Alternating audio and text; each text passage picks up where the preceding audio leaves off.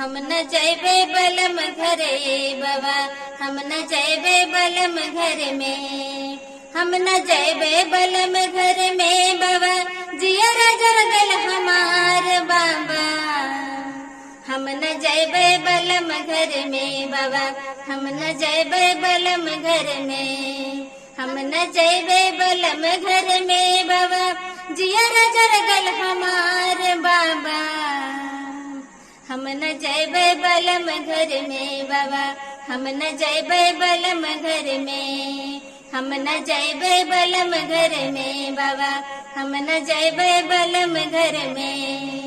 रोज रोज ससुर जी दारू पियत है, रोज रोज सासू जी लकड़ी ढोवत है, रोज रोज ससुर जी दारू पियत है, रोज रोज सासू जी रोटी बेलत है, जियर जरगल हमार बाबा।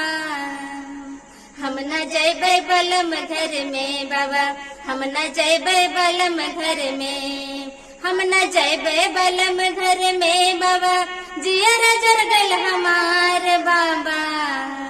हम न जैबे बलम घर में बाबा, हम न जैबे बलम घर में, हम न जैबे बलम घर में बाबा, हम न जैबे बलम घर में।